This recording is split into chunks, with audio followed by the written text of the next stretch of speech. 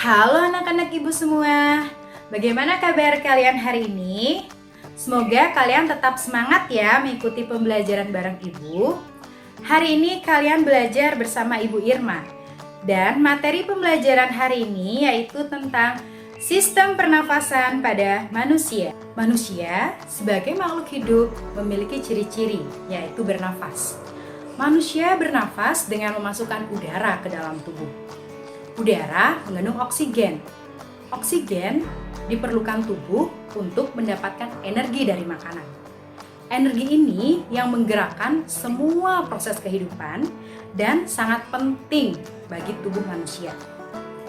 Organ pernafasan pada manusia terdiri dari hidung, faring, laring, trakea, bronkus, bronkiolus, dan alveolus. Bronkus, bronkiolus, dan alveolus itu terdapat di dalam paru-paru. Organ yang pertama yaitu hidung. Udara masuk melalui lubang hidung menuju ke rongga hidung. Di dalam rongga hidung terdapat rambut-rambut halus. Rambut-rambut halus ini berfungsi untuk menyaring debu dan kotoran yang masuk bersama udara. Selain disaring, udara juga dilembabkan oleh selaput hidung. Organ yang kedua yaitu faring. Faring merupakan persimpangan antara saluran pernafasan di bagian depan dan saluran pencernaan di bagian belakang. Organ yang ketiga yaitu laring.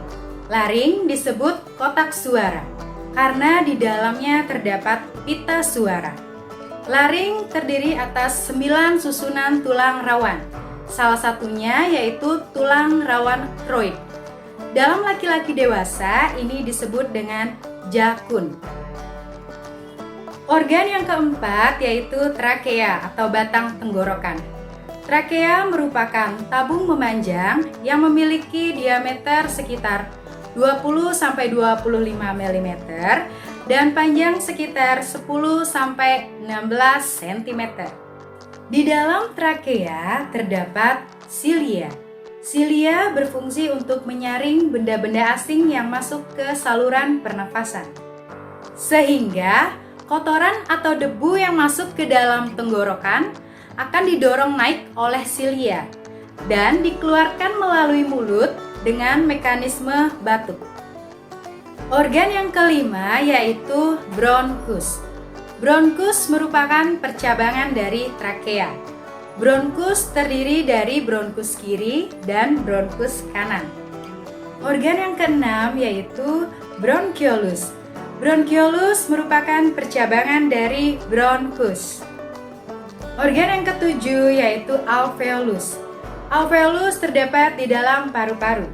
Di dalam alveolus terjadi pertukaran antara oksigen dengan karbon dioksida.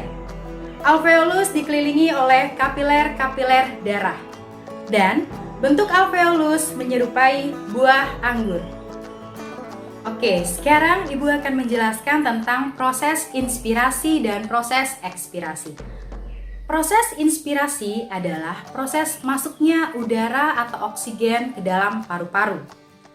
Dan proses ekspirasi adalah proses keluarnya karbon dioksida dari dalam paru-paru. Pada saat kalian menghirup udara atau oksigen, berarti kalian sedang melakukan inspirasi. Dan pada saat kalian menghembuskan nafas atau mengeluarkan karbon dioksida, berarti kalian sedang melakukan ekspirasi. Nah, sekarang Ibu akan menjelaskan tentang apa saja yang terjadi saat proses inspirasi. Yang terjadi saat proses inspirasi yaitu yang pertama, otot antar tulang rusuk itu berkontraksi dan otot diafragma juga berkontraksi. Kemudian rongga dada membesar dan paru-paru membesar sehingga udara masuk ke dalam paru-paru. Yang terjadi saat proses ekspirasi yaitu otot antar tulang rusuk berelaksasi dan otot diafragma juga berelaksasi. Kemudian rongga dada mengecil dan paru-paru mengecil sehingga udara keluar dari dalam paru-paru.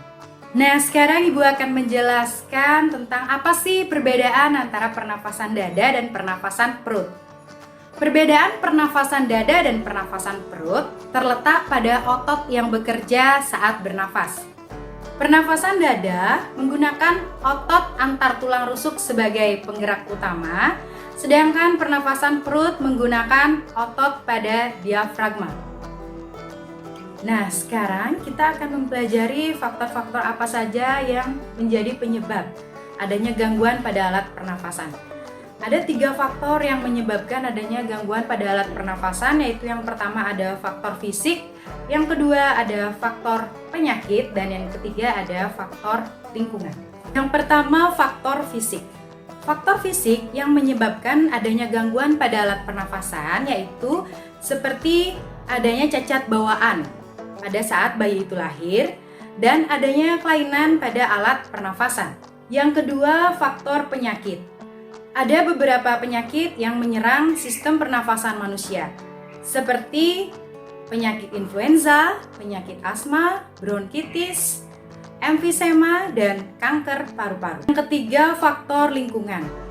Lingkungan berperan penting terhadap kesehatan alat pernafasan manusia.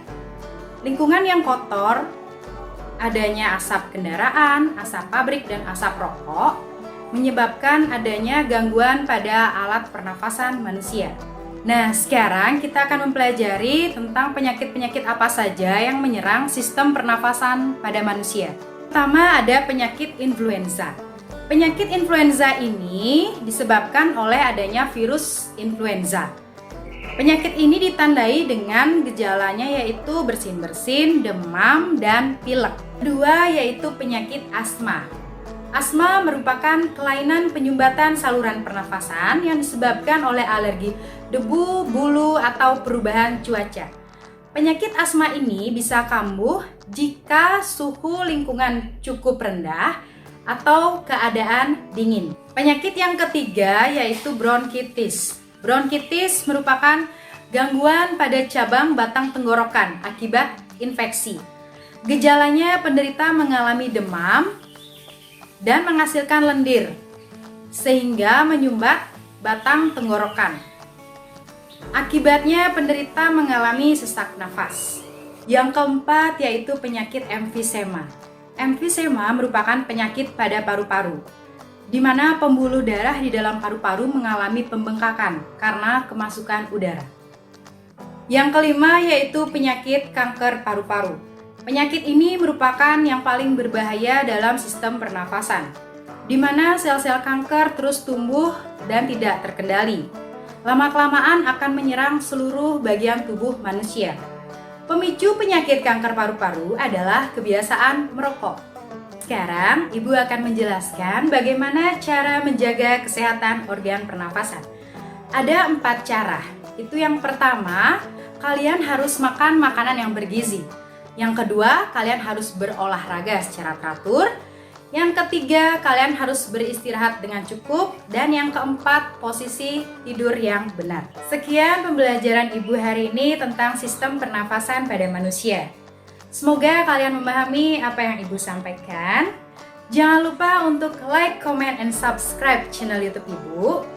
Dan jika kalian suka dengan video pembelajaran ini, silakan share di sosial media kalian. Ingat tetap semangat belajar anak-anak dan kejarlah terus apa yang menjadi cita-cita kalian.